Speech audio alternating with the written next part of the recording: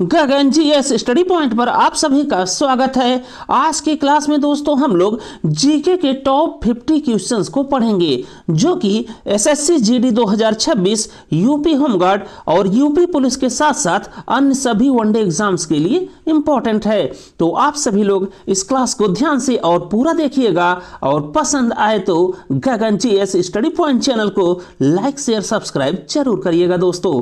तो आइए शुरू करते हैं आज की क्लास।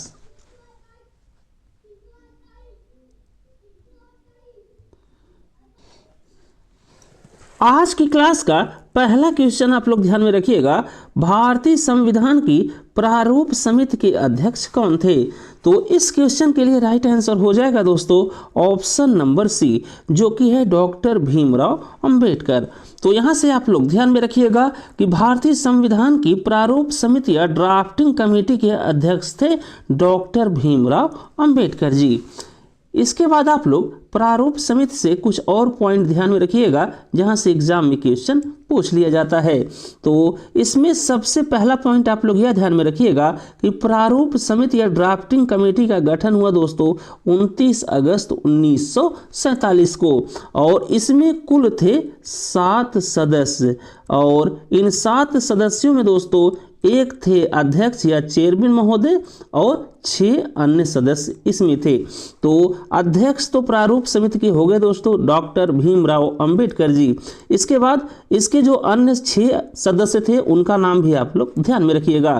तो ये थे एन गोपाल स्वामी अयंगर, अलादी कृष्णा स्वामी अय्यर, मोहम्मद सादुल्ला, के एम मुंशी, एन माधवराव, जो कि दोस्तों बीएल मित्रा के स्थान पर इसमें आए थे और बीएल मित्रा का यहाँ पर दोस्तों स्वास्थ्य ठीक नहीं था, इसलिए इनके स्थान पर शामिल किया गया एन माधवराव को। फिर छठे थे दोस्तों टीटी कृष्णाचारी और ये दोस्तों इस समिति में शामिल हुए डीपी खेतान के स्थान पर जिनकी मृत्यु हो गई थी। तो इतनी बात आप लोग प्रारूप समिति या ड्राफ्टिंग कमेटी से ध्यान में रखिएगा। इसके बाद अगला क्वेश्चन आप लोग ध्यान में रखिएगा, सदर अट्टम किस शास्त्रीय नृत्य का पुराना नाम है? तो इस क्वेश्चन के लिए राइट आंसर हो जाएगा ऑप्शन नंबर बी, जो कि है भरतनाट्यम। तो यहां से आप लोग ध्यान में रखिएगा कि भरतनाट्यम शास्त्रीय नृत्य का पुराना नाम था दोस्तों सदर अट्टम। बाकी इस क्वेश्चन से आप लोग ध्यान में रखिएगा कि कथक शास्त्रीय नृत्य ये है दोस्तों उत्तर प्रदेश से संबंधित और भरतनाट्यम शास्त्रीय नृत्य ये है तमिलनाडु राज्य से संबंधित शास्त्रीय नृत्य और तीसरा है उड़ीसी शास्त्रीय नृत्य और ये है दोस्तों उड़ीसा राज्य से संबंधित और चौथा है मोहिनी अट्टम शास्त्रीय नृत्य और मोहिनी अट्टम है केरल राज्य का शास्त्रीय नृत्य। तो इतनी बात आप लोग ध्यान में रखिएगा। इसके बाद अगला क्वेश्चन है, भगवान बुद्ध ने अपना प्रथम उपदेश कहाँ दिया? तो इस क्वेश्चन के लिए राइट आंसर हो जाएगा दोस्तों ऑप्शन नंबर सी, जो कि है सारनाथ। तो भगवान गौतम बुद्ध ने अपना पहला उपदेश दिया दोस्तों सारनाथ में, जो कि है ऑप्शन नंबर सी में। बाकी इस क्वेश्चन के संबंध में कुछ और महत्वपूर्ण बातें आप लोग ध्यान में रखिएगा जो कि एग्जाम में पूछी जाती हैं। तो इसमें सबसे पहला पॉइंट आप लोग ध्यान में रखिएगा कि गौतम बुद्ध ने 29 वर्ष की आयु में अपना घर छोड़ दिया और सन्यासी बन गए और इस घटना को दोस्तों कहा जाता है महाभिनिष्क्रमण। फिर अगला पॉइंट आप लोग ध्यान में रखिएगा कि गौतम बुद्ध जी ने 35 वर्ष की आयु में वास्तविक ज्ञान की प्राप्ति की और इस घटना को कहा गया दोस्तों निर्वाण।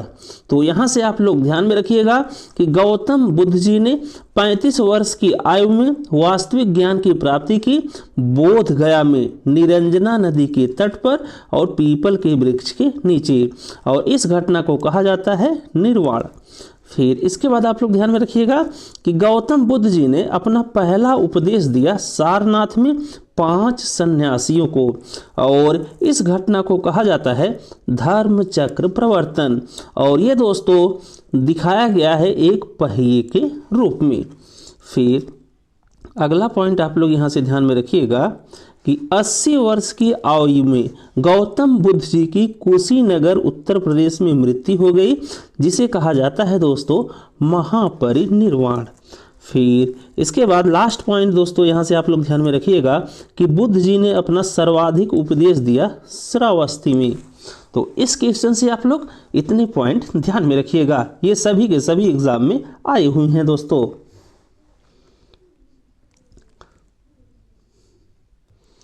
इसके बाद अगला क्वेश्चन आप लोग ध्यान में रखिएगा, पाटलिपुत्र नगर की स्थापना किसने की थी? तो इस क्वेश्चन के लिए राइट आंसर हो जाएगा ऑप्शन नंबर बी, जो कि है अजात शत्रु। और अजात शत्रु से आप लोग ध्यान में रखिएगा कि ये दोस्तों हर्यंक वंश का था। तो हर्यंक वंश का था अजात शत्रु, जिसने पाटलिपुत्र नगर की स्थापना की। फिर अजात शत्रु का लड़का था दोस्तों उदायन, जिसने पाटलिपुत्र को अपनी राजधानी बनाई।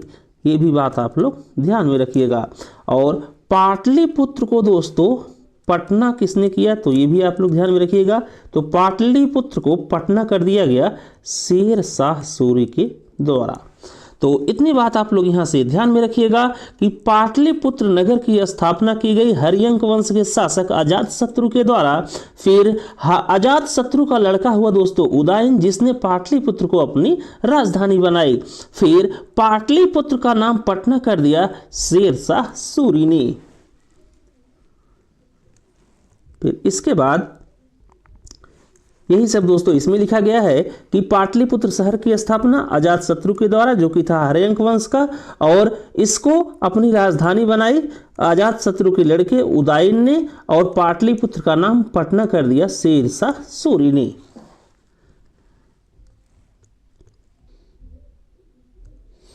इसके बाद अगला क्वेश्चन आप लोग ध्यान में रखिएगा, खिलाफत आंदोलन का नेतृत्व किसने किया?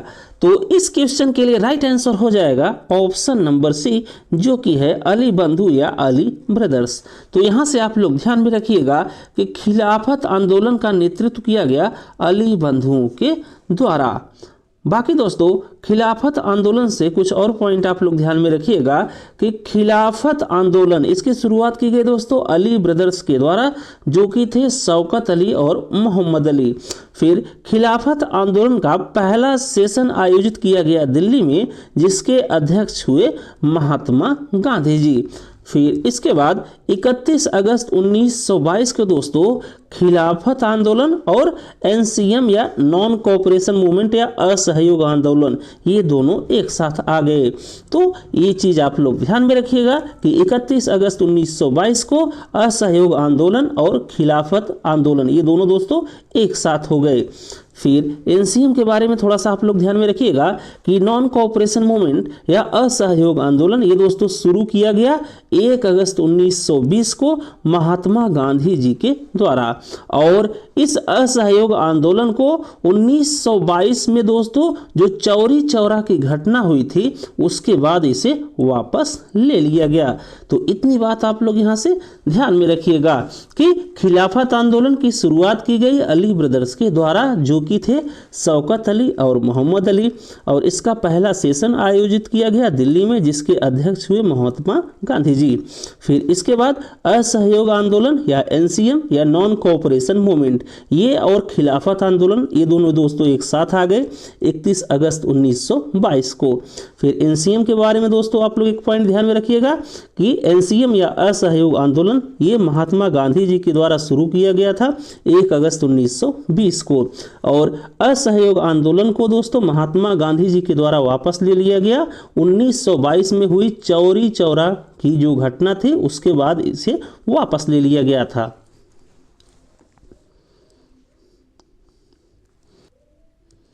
इसके बाद अगला क्वेश्चन आप लोग ध्यान में रखिएगा, पूना पैक्ट पर हस्ताक्षर किस वर्ष हुए?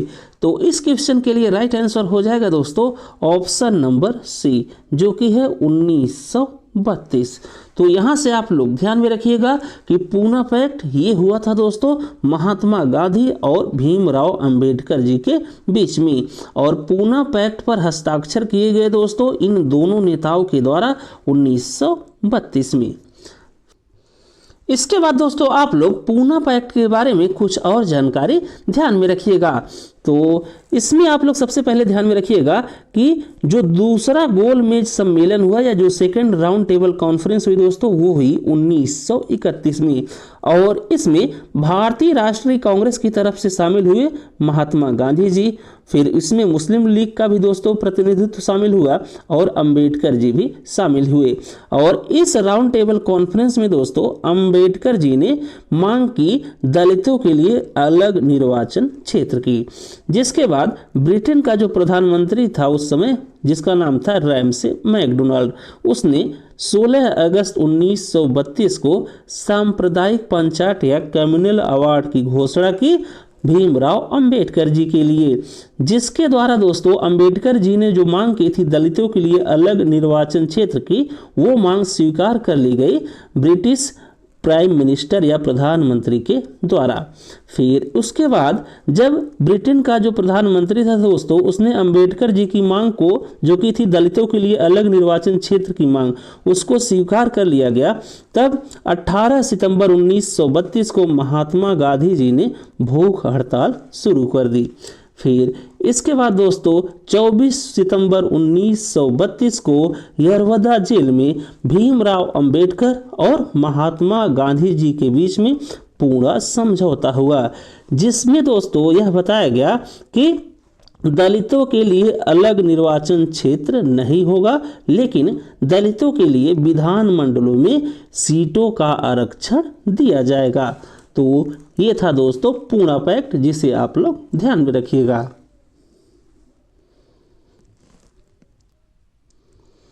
इसके बाद अगला क्वेश्चन आप लोग ध्यान में रखिएगा, जित्तल नामक तांबे के सिक्के किस शासक ने चलवाए? तो इस क्वेश्चन के लिए राइट आंसर हो जाएगा दोस्तों ऑप्शन नंबर सी, जो कि है इल्तुतमिश। तो यहाँ से आप लोग ध्यान में रखिएगा कि जित्तल नामक तांबे के सिक्के चलाए इल्तुतमिश ने, जो कि था दोस्तों गुलाम वंश का। इस बात को भी आप लोग ध्यान में रखिएगा।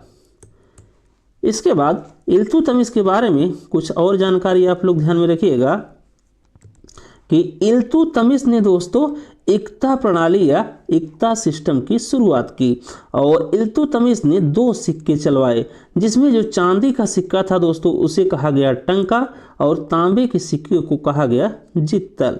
फिर इल्तुतमिश के ही समय में दोस्तों चंगेज खान का भारत में आगमन हुआ 1221 में। फिर इल्तुतमिश को दोस्तों बगदाद के खलीफा से सम्मान पत्र मिला 1229 में।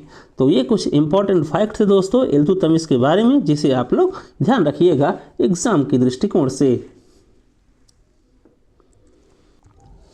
इसके बाद अगला क्वेश्चन आप लोग ध्यान में रखिएगा, विश्व की पहली मुस्लिम महिला प्रधानमंत्री कौन थी? तो इस क्वेश्चन के लिए राइट आंसर हो जाएगा दोस्तों ऑप्शन नंबर बी, जो कि है बेनजीर भुट्टो। और ये बेनजीर भुट्टो थी दोस्तों पाकिस्तान की महिला मुस्लिम प्रधानमंत्री, और इन्हें पाकिस्तानियों ने दोस्तों बम से उड़ा दिया था। तो इतनी बात आप लोग यहाँ से ध्यान में रखिएगा कि विश्व की पहली मुस्लिम महिला प्रधानमंत्री थी पाकिस्तान की, जो कि थी बेनजीर भुट्टो। इसके बाद अगला क्वेश्चन आप लोग ध्यान में रखिएगा, भारत में प्रथम आम चुनाव कब हुए थे? तो भारत में प्रथम आम चुनाव या पहले आम चुनाव हुए थे दोस्तों स्वतंत्रता के बाद 1951-52 में, जो कि है ऑप्शन नंबर सी में। इसके बाद अगला क्वेश्चन आप लोग ध्यान में रखिएगा, किस गुप्त शासक ने विक्रमादित्य की उपाधि धारण की? तो इस क्वेश्चन के लिए राइट आंसर हो जाएगा दोस्तों ऑप्शन नंबर ए, जो कि है चंद्रगुप्त द्वितीय। फिर इसके बाद अगला क्वेश्चन आप लोग ध्यान में रखिएगा, हड़प्पा सभ्यता की खोज किस वर्ष हुई थी? तो इस क्वेश्चन के लिए राइट आंसर हो जाएगा दोस्तों ऑप्शन नंबर सी, जो कि है 1921।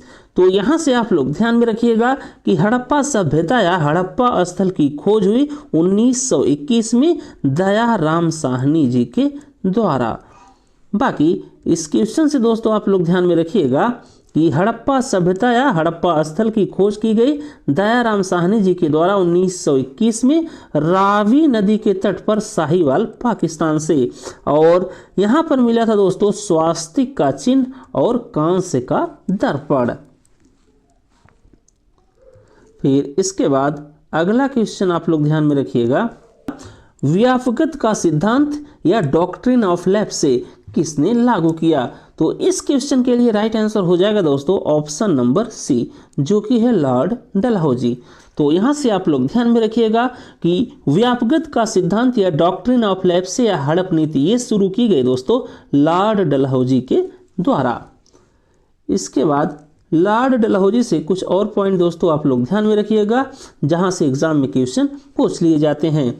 तो सबसे पहला पॉइंट दोस्तों आप लोग ध्यान में रखिएगा लॉर्ड डलहौजी से कि लॉर्ड डलहौजी भारत का गवर्नर था दोस्तों 1848 से लेकर 1850 तक, और इसने शुरू की दोस्तों हड़प नीति या जिसे व्यापकता का सिद्धांत भी कहा जाता है उसकी, जिसने गोद लेने की परंपरा को समाप्त कर दिया। फिर इसी हड़प नीति और व्यापकता का सिद्धांत के आधार पर दोस्तों भारत के कुछ स्थानों को ब्रिटिश साम्राज्य में मिला लिया गया। तो ये कौन कौन से स्थान थे जिसे हड़प नीति के द्वारा दोस्तों ब्रिटिश साम्राज्य में मिला लिया गया, वो आप लोग ध्यान में रखिएगा। तो ये स्थान है दोस्तों सतारा, जिसे ब्रिटिश साम्राज्य में मिला लिया गया 1848 में। फिर उसके बाद आप लोग ध्यान में रखिएगा उदयपुर, जिसे ब्रिटिश साम्राज्य में मिलाया गया हड़प नीति के द्वारा 1852 में। फिर उसके बाद है झांसी, जिसे दोस्तों ब्रिटिश साम्राज्य में मिला लिया गया हड़प नीति के द्वारा या व्यापकता के सिद्धांत के द्वारा 1853 में। फिर उसके बाद है नागपुर, जिसे ब्रिटिश साम्राज्य में मिलाया गया डॉक्ट्रिन ऑफ लैप्से के आधार पर 1854 में। फिर यहाँ पर दोस्तों अगला पॉइंट आप लोग ध्यान में रखिएगा कि अवध को दोस्तों ब्रिटिश साम्राज्य में मिलाया गया था 1856 में बैड गवर्नेंस के आधार पर। यहाँ पर दोस्तों बहुत मिस्टेक होती है कि अवध को ब्रिटिश साम्राज्य में मिलाया गया था हड़प नीति या व्यापकता के सिद्धांत के आधार पर, लेकिन वो सही नहीं है। अवध को दोस्तों ब्रिटिश साम्राज्य में मिलाया गया 1856 में बैड गवर्नेंस के आधार पर। इतनी बात आप लोग लॉर्ड डलहौजी भाई साहब से ध्यान में रखिएगा।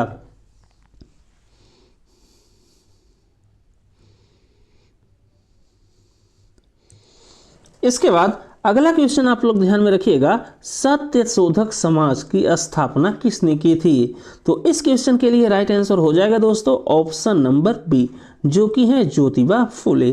तो सत्य शोधक समाज की स्थापना की गई दोस्तों ज्योतिबा फुले के द्वारा, और ज्योतिबा फुले जी ने दोस्तों सत्य शोधक समाज की स्थापना किया 1873 में पुणे में। इस बात को आप लोग ध्यान में रखिएगा कि सत्य शोधक समाज की स्थापना की गई थी ज्योतिबा फुले के द्वारा 1873 में पुणे में। इसके बाद अगला क्वेश्चन आप लोग ध्यान में रखिएगा, भारत में प्रथम आम चुनाव कब आयोजित हुए थे? तो इस क्वेश्चन के लिए राइट आंसर हो जाएगा दोस्तों ऑप्शन नंबर सी, जो कि है 1951 और 52 में। ये क्वेश्चन रिपीट हो गया दोस्तों, तो इसे आप लोग ध्यान में रखिएगा कि भारत में प्रथम आम चुनाव या पहली बार आम चुनाव कब हुए थे? तो ये हुए दोस्तों 1951 और 52 में। इसके बाद आप लोग अगला क्वेश्चन ध्यान में रखिएगा, लोदी वंश का अंतिम शासक कौन था? तो इस क्वेश्चन के लिए राइट आंसर हो जाएगा दोस्तों ऑप्शन नंबर सी, जो कि है इब्राहिम लोदी। तो यहाँ से आप लोग ध्यान में रखिएगा कि लोदी वंश या दिल्ली सल्तनत का अंतिम शासक कौन था? तो वो था इब्राहिम लोदी। बाकी इब्राहिम लोदी के बारे में कुछ और पॉइंट भी दोस्तों आप लोग ध्यान में रखिएगा। तो लोदी वंश या दिल्ली सल्तनत का इकलौता ऐसा शासक था दोस्तों जिसकी मृत्यु कहाँ पर हुई? तो जिसकी मृत्यु हुई युद्ध क्षेत्र में। तो इस बात को आप लोग ध्यान में रखिएगा कि दिल्ली सल्तनत या लोदी वंश का इकलौता ऐसा शासक कौन था जिसकी मृत्यु युद्ध क्षेत्र में हुई? तो वो था इब्राहिम लोदी। फिर इसके बाद दोस्तों इब्राहिम लोदी ने 2 युद्ध लड़े, जिसमें दोनों में उसकी हार हुई। तो इसने दोस्तों एक युद्ध लड़ा 1517 ईस्वी में, जिसका नाम है खतौली का युद्ध। और ये खतौली का युद्ध हुआ था इब्राहिम लोदी और राणा सांगा के बीच में, और इस युद्ध में राणा सांगा जी विजयी रहे। फिर इब्राहिम लोदी ने दोस्तों दूसरा युद्ध लड़ा 1526 ईस्वी में, जो कि था पानीपत का प्रथम युद्ध। और इस युद्ध में दोस्तों बाबर ने इब्राहिम लोदी को मार दिया था। तो इतनी बात आप लोग इब्राहिम लोदी से ध्यान में रखिएगा।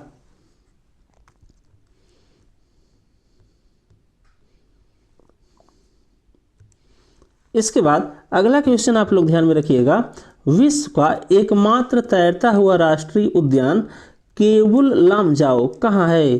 तो केवुल लामजाओ ये स्थित है दोस्तों मणिपुर राज्य में, जो कि है ऑप्शन नंबर सी में। तो यहाँ से आप लोग ध्यान में रखिएगा कि मणिपुर की लोकटक झील में स्थित है दोस्तों केवुल लामजाओ, जो कि विश्व का एकमात्र तैरता हुआ राष्ट्रीय उद्यान है। इसके बाद नेक्स्ट क्वेश्चन है दोस्तों, अलकनंदा और भागीरथी नदियां कहाँ मिलती हैं? तो इस क्वेश्चन के लिए राइट आंसर हो जाएगा दोस्तों ऑप्शन नंबर सी, जो कि है देवप्रयाग। तो यहाँ से आप लोग ध्यान में रखिएगा कि अलकनंदा और भागीरथी नदियाँ ये मिलती हैं दोस्तों देवप्रयाग पर।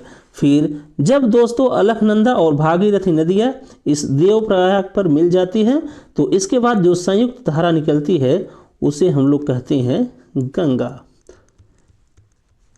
फिर इसके बाद दोस्तों कुछ और धाराएं मिलती हैं, उसके बाद वहाँ पर प्रयाग बनता है या तीर्थ स्थल बनता है, तो वो भी आप लोग ध्यान में रखिएगा।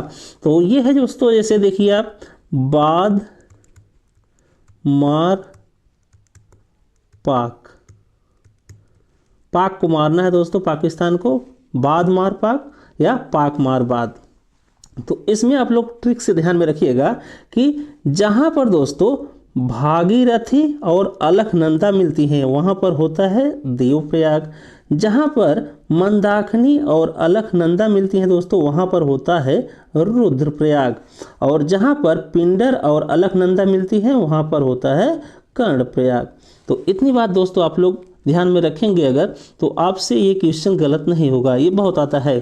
तो ये हो गया बाद मार पाक, ये ट्रिक आप लोग ध्यान में रखिएगा कि बाद मार पाक या पाक मार बाद, जिसमें बाद में आप लोग ध्यान में रखिएगा कि भागीरथी और अलकनंदा जहाँ पर मिलती हैं वहाँ पर होगा देवप्रयाग, फिर मंदाकिनी और अलकनंदा जहाँ पर मिलेंगी वहाँ पर होगा रुद्रप्रयाग, और पिंडर नदी और अलकनंदा जहाँ पर मिलती हैं वहाँ पर होता है कर्णप्रयाग। तो इतनी बात आप लोग इस क्वेश्चन से ध्यान में रखिएगा।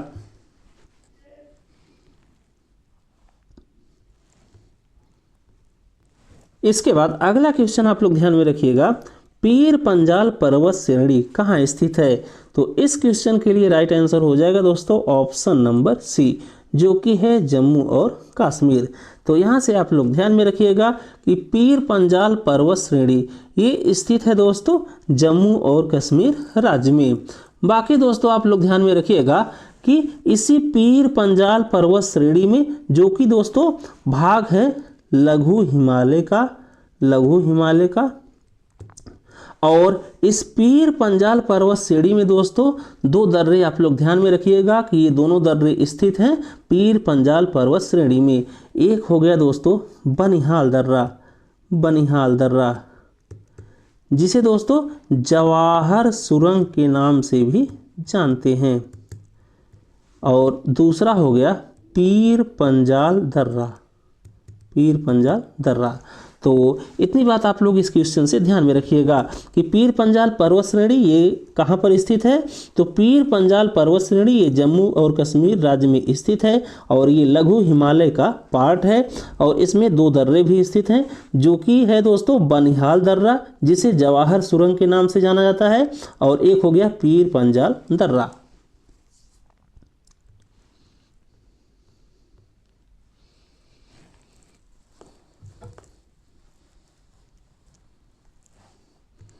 इसके बाद अगला क्वेश्चन आप लोग ध्यान में रखिएगा, लाल ग्रह किसे कहा जाता है? तो इस क्वेश्चन के लिए राइट आंसर हो जाएगा दोस्तों ऑप्शन नंबर सी, जो कि है मंगल या मार्स। तो लाल ग्रह मंगल या मार्स को कहा जाता है, और यह इसलिए कहा जाता है दोस्तों क्योंकि मंगल की सतह पर दोस्तों पाया जाता है आयरन ऑक्साइड, इसलिए दोस्तों इसे लाल ग्रह के नाम से भी जाना जाता है।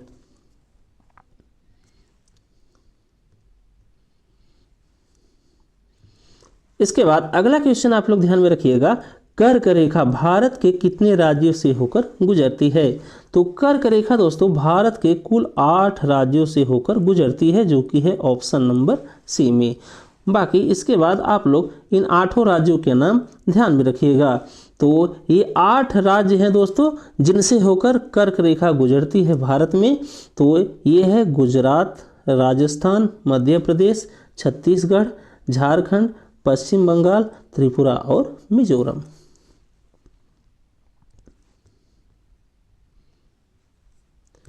इसके बाद अगला क्वेश्चन आप लोग ध्यान में रखिएगा, निम्नलिखित में उद्देश्य प्रस्ताव किसने प्रस्तुत किया? तो उद्देश्य प्रस्ताव या ऑब्जेक्टिव रेजोल्यूशन ये दोस्तों तैयार किया गया एवं प्रस्तुत किया गया पंडित जवाहरलाल नेहरू जी के द्वारा, जो कि है ऑप्शन नंबर बी में।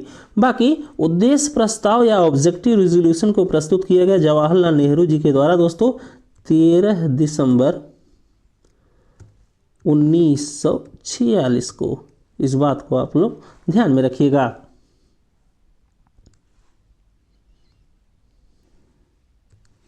इसके बाद अगला क्वेश्चन आप लोग ध्यान में रखिएगा, मौलिक कर्तव्यों को किस समिति की सिफारिश पर जोड़ा गया? तो इस क्वेश्चन के लिए राइट आंसर हो जाएगा दोस्तों ऑप्शन नंबर सी, जो कि है सरदार स्वर्ण सिंह समिति। तो यहाँ से आप लोग ध्यान में रखिएगा कि मौलिक कर्तव्यों या फंडामेंटल ड्यूटीज को दोस्तों भारतीय संविधान में जोड़ा गया सरदार स्वर्ण सिंह समिति की सिफारिशों के द्वारा 42वें संविधान संशोधन या कॉन्स्टिट्यूशनल अमेंडमेंट एक्ट 1976 या 1976 के द्वारा।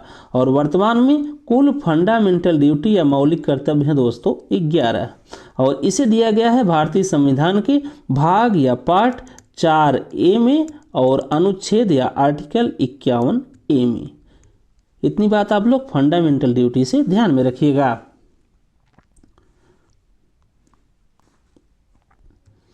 इसके बाद अगला क्वेश्चन आप लोग ध्यान में रखिएगा, बेरी बेरी रोग किस विटामिन की कमी से होता है? तो इस क्वेश्चन के लिए राइट आंसर हो जाएगा दोस्तों ऑप्शन नंबर बी, जो कि है विटामिन B1। तो बेरी बेरी रोग ये होता है दोस्तों विटामिन B1 की कमी से। बाकी विटामिन A की कमी से होता है दोस्तों रतौंधी रोग या नाइट ब्लाइंडनेस। तो रतौंधी रोग या नाइट ब्लाइंडनेस ये होता है दोस्तों विटामिन A की कमी से। फिर विटामिन C की कमी से होता है दोस्तों स्कर्वी रोग, स्कर्वी रोग जिसमें दोस्तों दांत अपने हिलने लगते हैं और मसूड़े सूज जाते हैं, ब्लड आने लगता है मसूड़ों से, तो वो स्कर्वी रोग होता है विटामिन C की कमी से।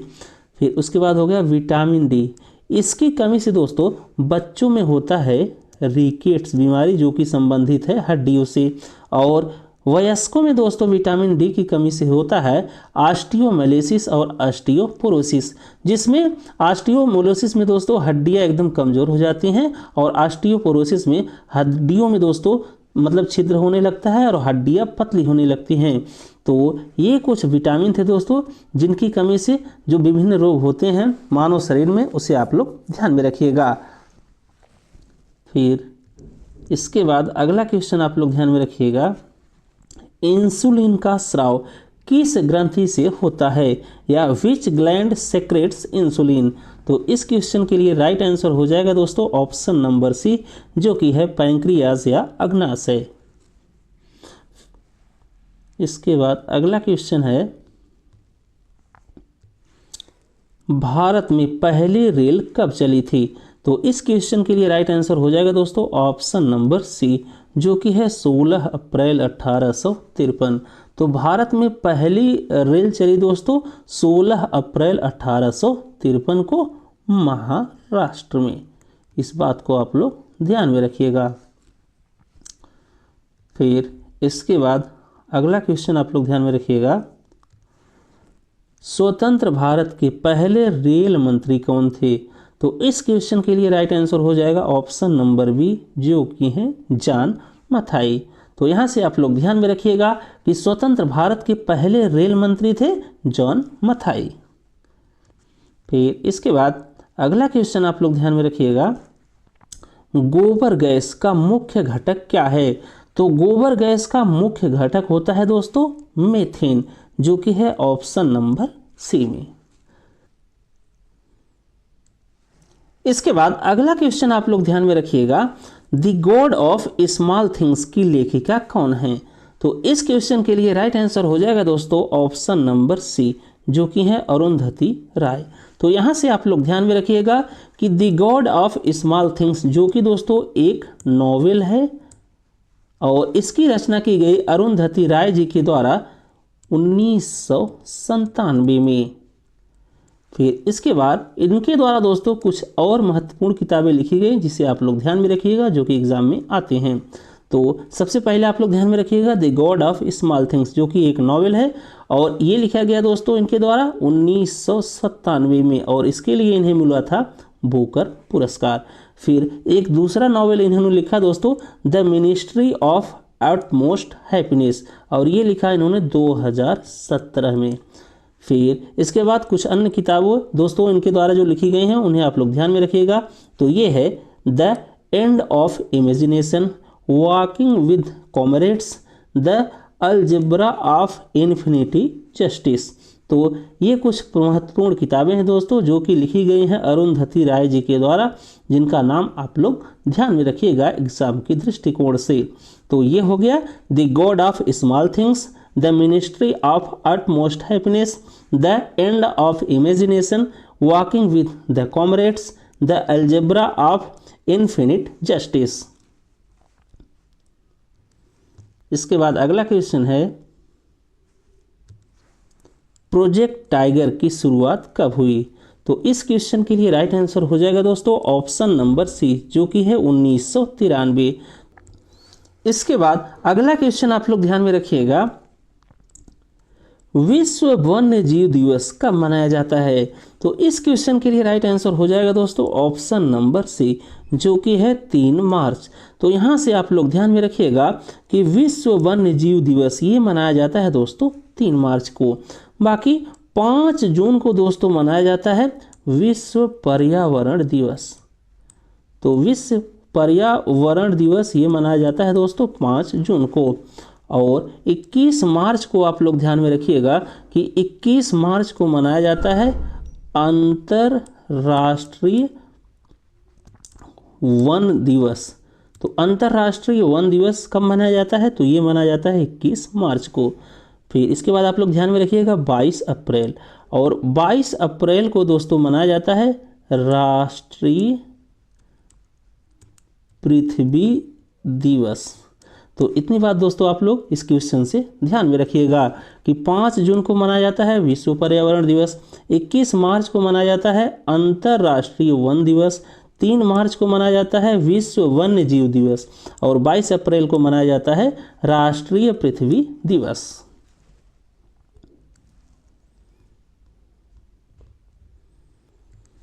इसके बाद अगला क्वेश्चन आप लोग ध्यान में रखिएगा, भारत की दूसरी पंचवर्षीय योजना का मुख्य उद्देश्य क्या था?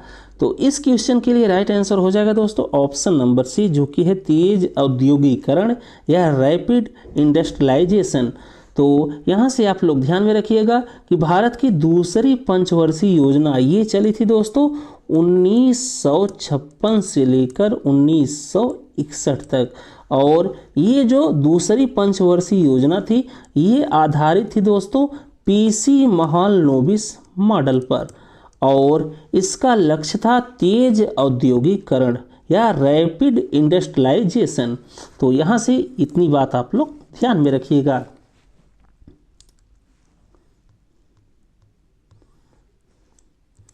इसके बाद अगला क्वेश्चन दोस्तों आप लोग ध्यान में रखिएगा, भारतीय रिजर्व बैंक या आरबीआई का मुख्यालय कहाँ स्थित है? तो इस क्वेश्चन के लिए राइट आंसर हो जाएगा दोस्तों ऑप्शन नंबर डी, जो कि है मुंबई। तो यहाँ से आप लोग ध्यान में रखिएगा कि रिजर्व बैंक या आरबीआई की स्थापना होती है दोस्तों 1935 में, और इसका हेडक्वार्टर या मुख्यालय स्थित है मुंबई में। इसके बाद अगला क्वेश्चन आप लोग ध्यान में रखिएगा, ध्वनि या ऑडियो फाइल का सामान्य एक्सटेंशन क्या है? तो इस क्वेश्चन के लिए राइट आंसर हो जाएगा दोस्तों ऑप्शन नंबर सी, जो कि है वेब। तो ऑडियो फाइल का समान एक्सटेंशन होता है दोस्तों डॉट वेब। इसके बाद अगला क्वेश्चन आप लोग ध्यान में रखिएगा, भारत का व्हील और एक्सल प्लांट कहाँ स्थित है? तो भारत का व्हील एवं एक्सल प्लांट दोस्तों स्थित है ट्रेन के लिए बेंगलुरु में, जो कि है ऑप्शन नंबर बी में। तो यहाँ से आप लोग ध्यान में रखिएगा कि ट्रेन का जो व्हील और एक्सल बनता है दोस्तों वो प्लांट स्थित है बेंगलुरु में। फिर इसके बाद अगला क्वेश्चन है, भगवान ब्रह्मा का एकमात्र मंदिर भारत के किस राज्य में स्थित है? तो इस क्वेश्चन के लिए राइट आंसर हो जाएगा दोस्तों ऑप्शन नंबर सी, जो कि है राजस्थान।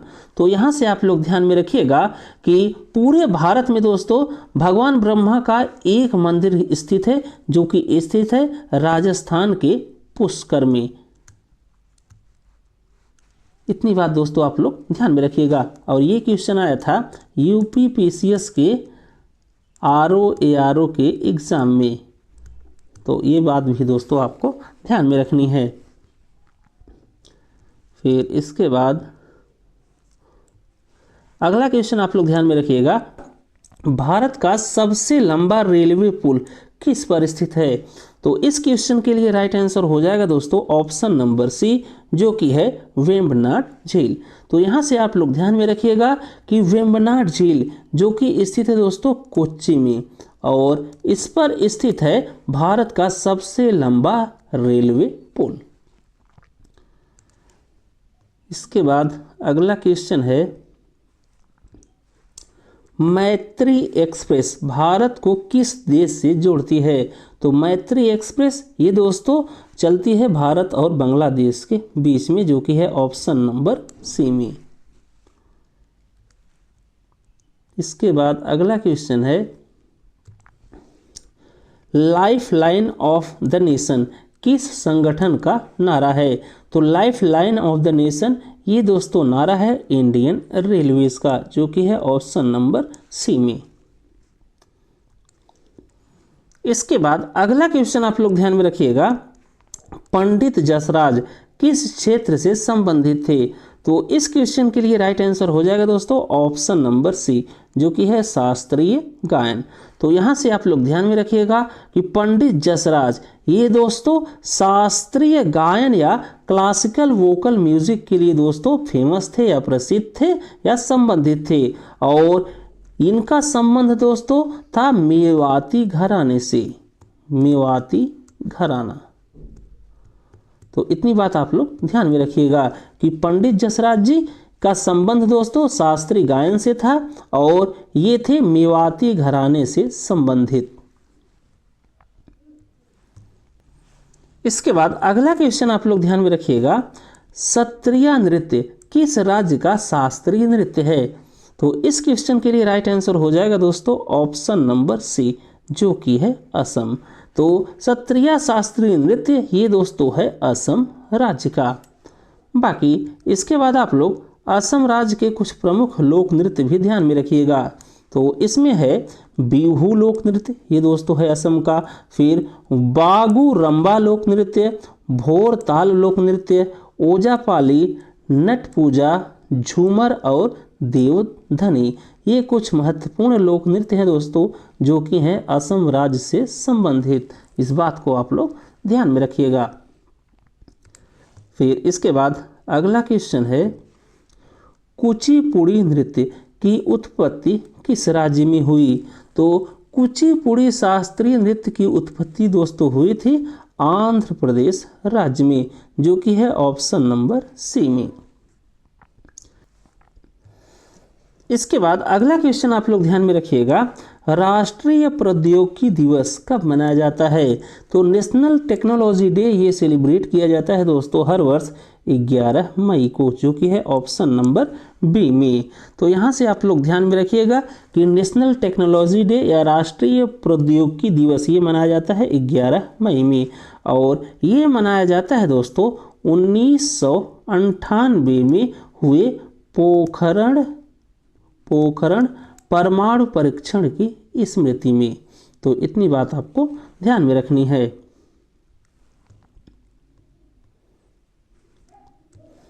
इसके बाद अगला क्वेश्चन दोस्तों आप लोग ध्यान में रखिएगा, पोंगल त्यौहार किस देवता को समर्पित है?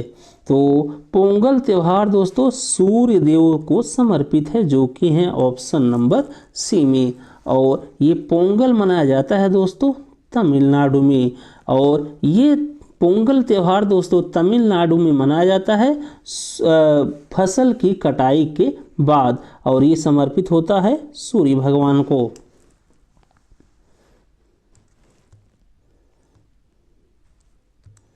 इसके बाद अगला क्वेश्चन आप लोग ध्यान में रखिएगा, अजंता की गुफाएं कहाँ स्थित हैं? तो अजंता और एलोरा की गुफाएं स्थित है दोस्तों महाराष्ट्र में, जो कि है ऑप्शन नंबर बी में। इसके बाद अगला क्वेश्चन है, steel authority of India limited या सेल की स्थापना कब हुई? तो सेल या steel authority of India limited की स्थापना हुई थी दोस्तों 1973 में, जो कि है ऑप्शन नंबर सी में। इसके बाद अगला क्वेश्चन आप लोग ध्यान में रखिएगा, रिकेट्स रोग किस विटामिन की कमी से होता है? तो रिकेट्स रोग दोस्तों बच्चों में होता है विटामिन डी की कमी से, जो कि है ऑप्शन नंबर सी में। इसके बाद अगला क्वेश्चन आप लोग ध्यान में रखिएगा, भारत में पंचायती राज व्यवस्था सबसे पहले किस राज्य में लागू हुई? तो भारत में पंचायती राज व्यवस्था दोस्तों सबसे पहले लागू हुई राजस्थान राज्य में। तो इस क्वेश्चन के लिए राइट आंसर हो जाएगा ऑप्शन नंबर सी।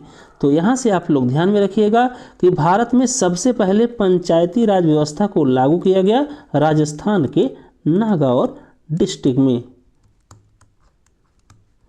तो राजस्थान के नागौर में सबसे पहले पंचायती राज व्यवस्था लागू हुई।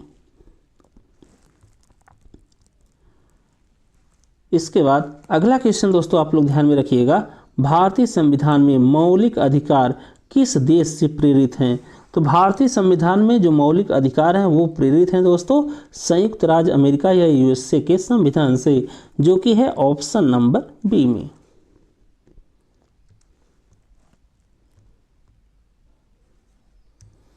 इसके बाद अगला क्वेश्चन आप लोग ध्यान में रखिएगा, भारत का सर्वोच्च नागरिक सम्मान कौन सा है? तो इस क्वेश्चन के लिए राइट आंसर हो जाएगा दोस्तों ऑप्शन नंबर सी, जो कि है भारत रत्न। तो भारत का सर्वोच्च नागरिक सम्मान है भारत रत्न। इसके बाद आज की क्लास का लास्ट क्वेश्चन दोस्तों आप लोग ध्यान में रखिएगा, डॉक्टर भीमराव अंबेडकर को भारत रत्न किस वर्ष दिया गया? तो इस क्वेश्चन के लिए राइट आंसर हो जाएगा ऑप्शन नंबर सी, जो कि है 1990। तो भीमराव अंबेडकर जी को भारत रत्न दिया गया दोस्तों वर्ष 1990 में। तो बस दोस्तों इस क्लास में बस इतना ही। अगर आपको हमारी ये क्लास अच्छी लगी हो तो आप सभी लोग गगन GS स्टडी पॉइंट चैनल को लाइक कीजिए, शेयर कीजिए, सब्सक्राइब कीजिए। थैंक यू दोस्तों, जय हिंद। मिलते हैं अगली क्लास में।